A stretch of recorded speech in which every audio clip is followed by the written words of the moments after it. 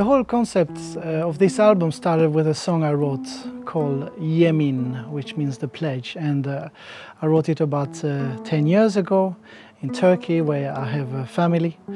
And I had the chance to perform that song around the world with Jeff Beck. So I wanted to take that kind of vibe, Turkish vibe, with a bit more fusion of different style of music and create a whole album with Jimmy and Vinnie on it.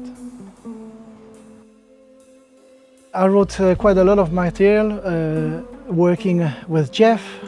We did a lot of recording together and we play a few of the pieces live. And out of all this material I wrote during the 3 years I was with Jeff, I picked up some of the best material that I thought was worth it and had all these even Egyptian and Spanish influences, and that made the bone of the records.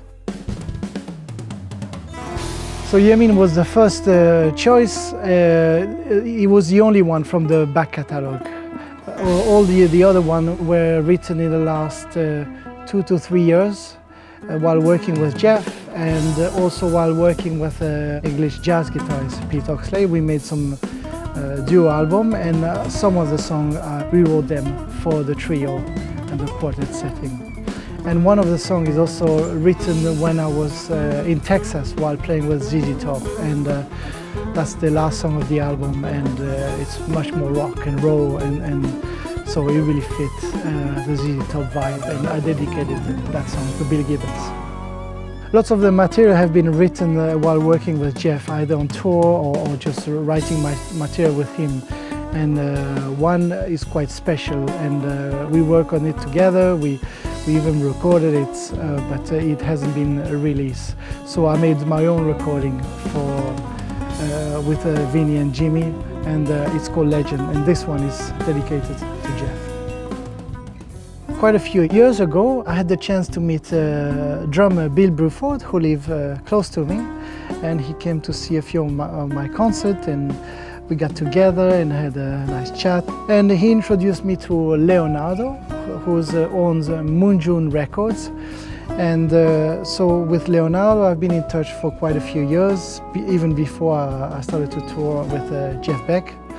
And over the last few years, while I was touring with Jeff, he suggested, oh, what about making a record with American guys? And he suggested Jimmy Haslip and Vinnie Colaiuta, and I thought, oh, that's an excellent idea, especially that Jeff already made a wonderful DVD with Vinnie at Ronnie Scott, so I thought, oh, that's really exciting. Then the next step is going to LA and getting together in the studio with them. The experience in the studio with Vinnie and Jimmy was really easy. It was just great. I sent a bit of material to them before, but I didn't want to dictate what they had to play. I just wanted them to listen to the demo I made and the style I play, and them to just play interpretation of the music in their own way.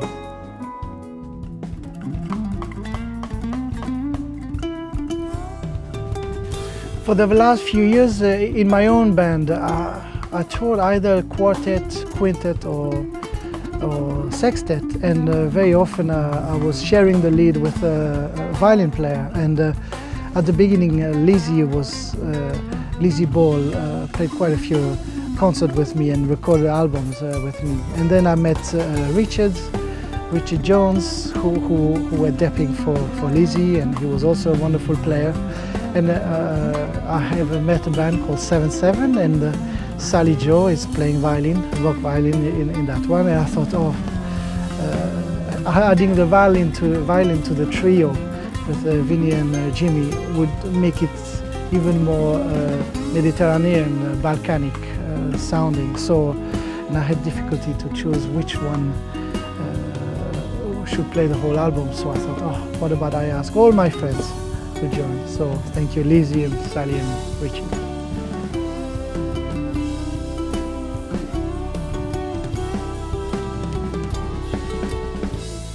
And there's another very special guest. He's my friend Greg O'Carl. I met him in London 15 years ago, and he came to have a few guitar lessons, and we kept in touch. Now he's in Asia, but I really wanted him to put a little print on this record, so he played 2 solos on the last track, which is dedicated to Billy Gibbons. Leonardo from Moonjone, who was in touch with Favourite Nation, and Favourite Nation was showed interest in my music and what I was recording with Jimmy and Vinnie.